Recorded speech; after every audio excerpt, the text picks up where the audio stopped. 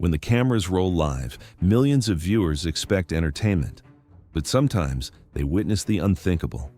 From fitness challenges gone catastrophically wrong to industrial demonstrations that turn deadly, these 5 incidents reveal how quickly routine broadcasts can transform into scenes of horror. It was May 14th, 2016, and the outdoor fitness challenge set buzzed with activity under the late afternoon sun. Temporary staging had been erected on a parking lot in downtown Phoenix, where the asphalt radiated heat despite the approaching evening hours. Production crews worked around portable lighting rigs, while camera operators tested angles for the live broadcast segment. Sayer Quant, a 29-year-old fitness instructor from Scottsdale, adjusted his lifting belt as he surveyed the makeshift platform. Standing 6 feet tall and weighing 190 pounds, Sayer had built his reputation around high-repetition compound movements at his local training facility. His calm demeanor and methodical approach to lifting had earned him an invitation to a locally televised endurance challenge, where participants would attempt maximum repetitions under time pressure. The segment centered on a barbell challenge, using a standard Olympic bar loaded to 455 pounds. The production team had assembled a portable squat rack on the platform, with rear safety pins positioned to catch the bar should a rep fail.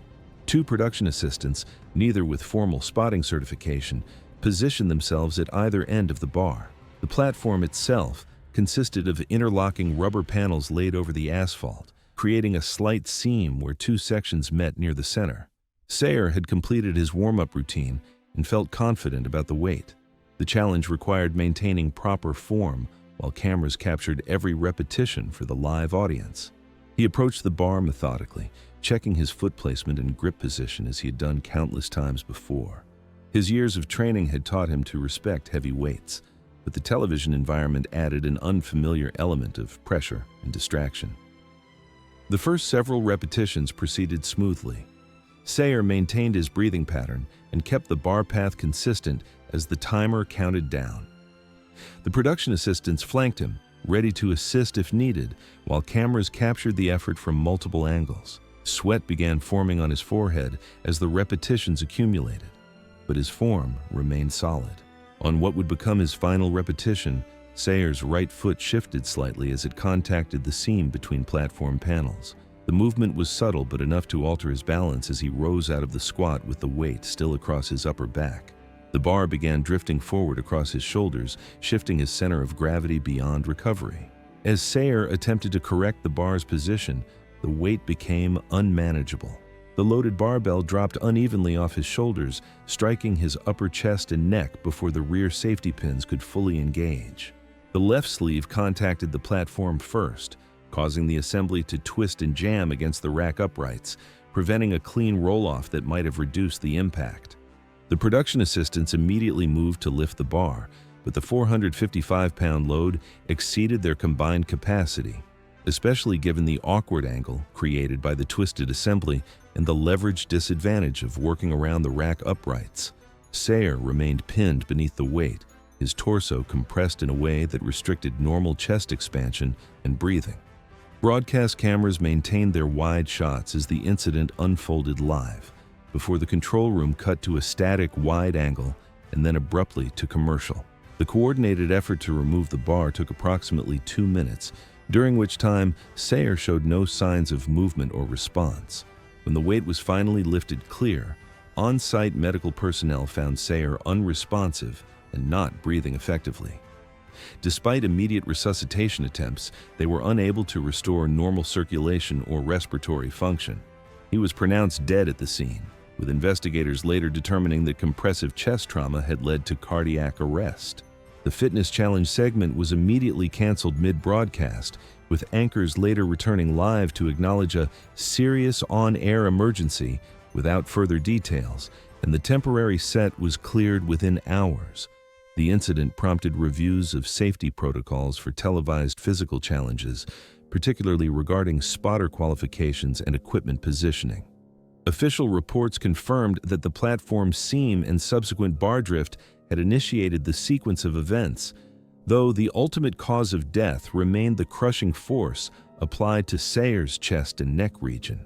Investigators later noted that improved platform preparation and properly trained spotters could have reduced the risk of the fatal outcome.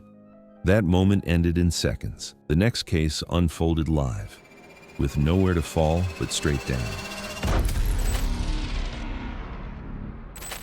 It was October 2nd, 2015, in downtown Seattle's financial district. Overcast skies and a light drizzle left metal surfaces slick as a live urban scavenger hunt moved through alleys, stairwells, and temporarily accessible maintenance walkways as evening approached. Mercy Clack, a 34-year-old freelance graphic designer from Capitol Hill, checked her waterproof watch as she approached the next checkpoint. Standing 5 feet 6 inches with an athletic build developed through weekend hiking, Mercy had entered the competition seeking both the prize money and creative inspiration for her design work. Her competitive nature and attention to detail had served her well in previous challenges, keeping her near the front of the pack throughout the afternoon. The route included a temporarily cleared maintenance walkway that stretched between two office buildings approximately 32 feet above street level. Production staff had received permission to use the walkway for a limited time window, allowing contestants to access the final clue marker positioned at its midpoint. The metal grading surface, designed for utility access rather than foot traffic, had become increasingly slippery as the drizzle continued. Standard industrial railings ran along both sides, standing roughly 42 inches high, with a single mid-rail bar spanning each section. Mercy followed a camera operator who was documenting her progress toward the final checkpoint during a live broadcast segment. She had watched two other contestants cross the walkway at a jogging pace just minutes earlier without incident, and she maintained that same steady rhythm as she approached what seemed like the final obstacle between her and potential victory. The camera operator reached the walkway first and began filming as Mercy approached the entrance. She could see the clue marker ahead, positioned roughly halfway across the 40-foot span. The metal surface showed obvious signs of moisture accumulation, but the railings provided what appeared to be adequate safety barriers for the crossing. Mercy stepped onto the walkway while maintaining her jogging pace, eager to reach the clue before other contestants caught up. Her right foot contacted the damp metal grating and immediately lost traction. The slip occurred suddenly, sending her sideways and downward in a single motion toward the right side railing. Her hip struck the mid-rail bar first, pitching her forward and upward. Her upper body rotated over the top rail with enough momentum that she could not recover, her hands grasping at nothing as she tipped past the point of balance. The railing itself held firm and remained structurally intact, but it did nothing to stop the rotation carrying her over its edge. She dropped feet first initially, then rotated slightly during the 32-foot descent before striking the concrete sidewalk below. The fall occurred within view of the overhead camera during the live broadcast until the feed abruptly cut away as the operator moved to call for assistance. Crew members reached the street level within seconds of the impact. Mercy remained motionless on the sidewalk, and the first responders who arrived shortly after determined that moving her could cause additional injury. Emergency medical personnel arrived within minutes and immediately began assessment procedures. Despite their efforts, Mercy showed no signs of responsiveness. She was pronounced dead at the scene, with investigators later confirming that multiple blunt force injuries sustained during the fall had caused immediate fatal trauma. The medical examiner's report indicated that the height and nature of the impact had resulted in injuries incompatible with survival. The scavenger hunt was immediately halted, and all remaining contestants were notified of the incident. Production equipment was secured, and the walkway was closed pending a full safety investigation. Officials reviewed the temporary access permissions and found that proper protocols had been followed, though weather conditions had not been adequately considered. The investigation concluded that the combination of wet metal surfaces and Mercy's jogging pace had created the conditions for the fatal slip. Recommendations were made for enhanced weather protocols and surface treatments for future events involving elevated walkways. While investigators documented the scene in Seattle, across the country in a corporate conference center, Kobe Prance was making final preparations for what he believed would be a routine product demonstration that would showcase years of engineering work. It was March 9th, 2018, and the corporate conference center in Atlanta hummed with anticipation as industry professionals gathered for the annual product launch event.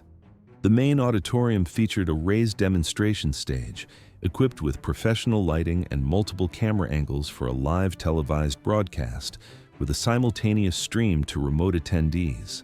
Outside, a steady spring rain tapped against the floor-to-ceiling windows, but inside the climate-controlled environment maintained perfect conditions for the scheduled presentations. Kobe Prance, a 41-year-old technical presenter from Birmingham, reviewed his notes one final time as he prepared for the afternoon demonstration. Standing 6 feet 2 inches with graying temples that gave him an authoritative appearance, Kobe had spent 15 years explaining complex industrial equipment to diverse audiences. His methodical presentation style and deep technical knowledge had made him a sought-after demonstrator for product launches. The centerpiece of his demonstration was a new industrial device prototype featuring a sealed cylindrical chamber designed to showcase pressure tolerance capabilities. The unit stood approximately 4 feet tall and weighed roughly 200 pounds, positioned prominently at center stage.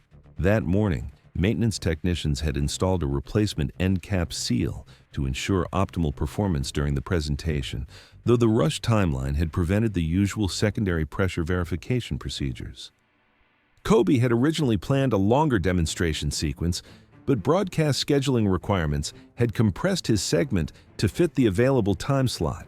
The audience of approximately 150 industry representatives filled the auditorium seats, while additional viewers watched through the live stream feed.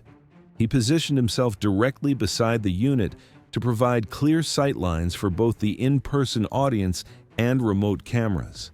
The demonstration began smoothly as Kobe explained the device's intended applications and safety features. He had performed similar presentations dozens of times, and his confidence showed as he guided the audience through each operational step. The cylindrical chamber was designed to handle significant internal pressure, making it an impressive showcase for the company's engineering capabilities. As the presentation progressed, Kobe initiated the pressure application sequence that would demonstrate the unit's tolerance capabilities. The chamber began building internal pressure according to the predetermined protocol, with digital readouts displaying the increasing values for audience reference. The chamber had reached operating pressures exceeding several thousand psi. Without warning, the recently installed end cap seal failed catastrophically. The cap separated from the chamber at high velocity, propelled by the sudden release of pressurized contents. The failure produced a sharp, explosive sound that echoed throughout the auditorium as the pressurized material vented instantly from the compromised chamber. The detached component struck Kobe in the upper torso and neck area with tremendous force. The impact knocked him backward several feet, and he collapsed immediately during the live broadcast, falling out of the camera frame as audience members reacted with shock and confusion.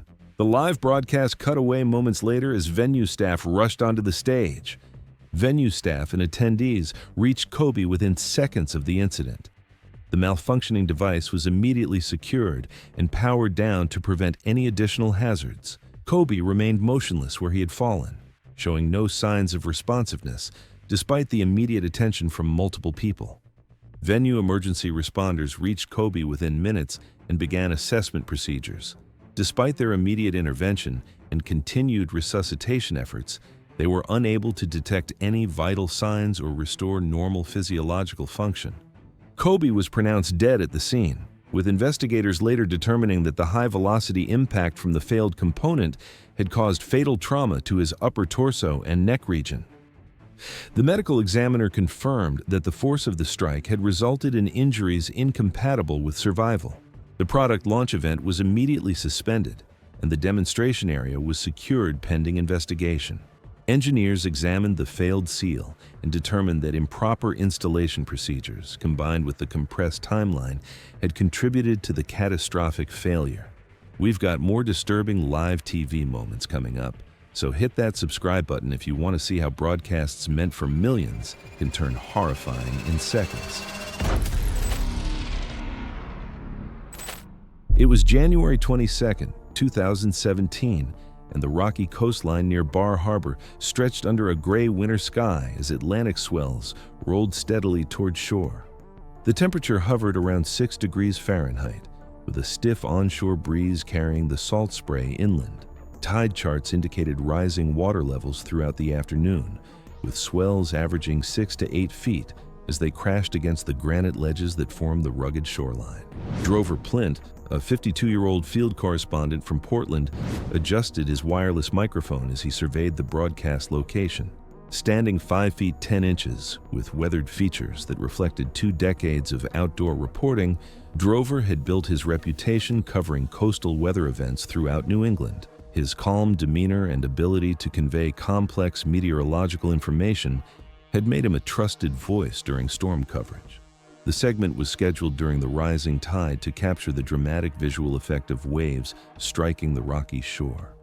Drover had positioned himself on a granite shelf approximately 6 feet above the current sea level, providing what appeared to be a safe vantage point while maintaining proximity to the action below. The camera operator set up roughly 15 feet behind him on higher ground, ensuring both safety and optimal shot composition. The area featured no physical barriers between the shelf and the open water, as the natural rock formation had been carved by centuries of wave action. Drover had checked the tide tables and wave forecasts, noting the conditions fell within normal parameters for winter coastal reporting. His years of experience had taught him to respect the ocean's power while positioning himself for effective storytelling. The broadcast began with Drover explaining the meteorological conditions that were producing the impressive wave action. He remained stationary on the granite shelf, gesturing toward the water as he described the interaction between offshore winds and the incoming tide. The waves below continued their rhythmic assault on the rocks, sending occasional spray upward but not reaching his elevated position. As the segment progressed, the tide continued rising according to the predicted schedule. Drover maintained his professional delivery while the camera captured both his presentation and the dramatic backdrop of churning water below. A set wave nearly double the average height approached the rock face below Drover's position. The swell struck the granite ledge with considerably more force than the previous waves, sending a massive volume of water rebounding upward from the impact point. The rebounding water swept across the granite shelf where Drover stood, striking him with enough force to knock him off balance. The sudden deluge caught him completely off guard, and he was thrown sideways toward the edge of the shelf. His footing gave way on the wet granite surface, and he fell toward the churning water below. Drover struck the submerged rocks before entering the water, the impact occurring beneath the surface where the camera could not capture the details. The waves immediately engulfed the area where he had fallen, and he did not resurface in the immediate aftermath of the incident. The camera operator maintained the live feed for several seconds while backing away from the edge and calling for assistance before the broadcast was cut. Crew members attempted to locate Drover from their position on shore, but the turbulent water conditions and rocky terrain prevented immediate access to the impact area. Emergency responders arrived within minutes, but the combination of cold water temperature, wave action, and rocky underwater terrain created significant challenges for rescue operations. Drover was recovered from the water several minutes after the initial incident, but he showed no signs of responsiveness when brought to shore. He was pronounced dead at the scene, with the medical examiner later determining that blunt force trauma sustained during the impact with submerged rocks, combined with subsequent drowning, had caused his death. The investigation confirmed that the set wave had created conditions beyond the normal parameters for the location. The live coastal segment was immediately canceled, and broadcasting protocols for shoreline reporting were subsequently reviewed. Officials recommended enhanced safety measures, including physical barriers and revised positioning guidelines for future coastal broadcasts. The last story was about nature overpowering experience. The next one shows how a single loose cable can be just as deadly. It was August 6, 2016, at an industrial facility in suburban Detroit, where active machinery filled a sprawling factory floor as afternoon shift workers moved through marked walkways under harsh fluorescent lighting and constant mechanical noise. Zena Twelp, A 27-year-old production assistant from Ann Arbor checked her clipboard as she prepared for the scheduled facility tour. Standing 5 feet 4 inches with shoulder-length brown hair, Zena had worked in television production for 3 years, specializing in coordinating live segments that required precise timing and guest management. Her meticulous attention to detail and calm demeanor under pressure had earned her assignments on increasingly complex broadcasts. The live tour was designed to showcase active manufacturing processes for a business program audience during a live televised broadcast. One particular machine featured exposed rotating components behind a partial safety guard, designed to allow visual access while maintaining basic protection. The equipment remained powered during the tour to demonstrate actual production capabilities, creating an authentic industrial atmosphere for viewers. Zena wore a standard wireless headset with a cable that ran from the earpiece down behind her neck to a transmitter clipped to her belt. The routing kept the wire out of her immediate field of vision while allowing freedom of movement around the production floor. Because the transmitter sat at her hip rather than her shoulder, the cable carried several inches of natural slack as it draped behind her neck and down her back, enough loose length to swing freely as she moved. She had positioned herself near the rotating machinery to ensure that tour participants remained within the camera frame during the segment. The tour group consisted of 6 business executives and 2 camera operators, all following a predetermined path through the facility. Zena's role involved managing guest positioning and providing silent cues to the host when timing adjustments were needed. The rotating machine continued its normal operation, with the exposed shaft spinning at approximately 180 revolutions per minute behind the partial guard. As the segment progressed, Zena monitored both the guest positions and the broadcast timing displayed on her handheld device. The tour was running slightly behind schedule, requiring subtle adjustments to keep the program on track. The host began explaining the machine's function to the tour group, gesturing toward the rotating components while maintaining a safe distance from the equipment. Zena stepped backward to signal a timing adjustment, moving closer to the machinery while keeping her attention focused on the guest positioning and camera angles. As she stepped back, the slack in the headset cable swung toward the exposed rotating shaft and made contact during the live broadcast. The cable immediately became entangled in the spinning component, the loose length wrapping and tightening around the shaft in a single rotation. The sudden tension pulled Zena toward the machine with tremendous force, faster than she could react or resist. The broadcast cut away moments later as crew members rushed to shut down the equipment. She struck the equipment housing and was forced against the rotating assembly before anyone could intervene. The mechanical force of the spinning shaft, combined with the cable's grip, created a situation that exceeded human strength to overcome. Crew members rushed toward the machine as soon as they realized what was happening. The equipment was shut down within seconds of the incident, but the damage had already occurred. Zena was freed from the machinery, but she showed no signs of responsiveness when the rotation stopped. The tour group was immediately evacuated from the area while crew members secured the scene. On-site medical personnel reached Zena within minutes of the incident. Despite immediate resuscitation attempts and continued medical intervention, they were unable to restore vital signs or detect any response to treatment. Zena was pronounced dead at the scene. The medical examiner later determined that the rapid entanglement had caused severe cervical spine fracture and traumatic vascular injury to the neck, injuries incompatible with survival regardless of the speed of medical response. The facility tour was immediately terminated, and the production area was secured pending investigation. Investigators examined the machine design and determined that the partial guard had not prevented cable entanglement with the rotating shaft. Official reports recommended enhanced safety protocols for filming near active machinery, including cable management systems and increased clearance distances. Thanks for watching. Want to see more? Click on your screen now.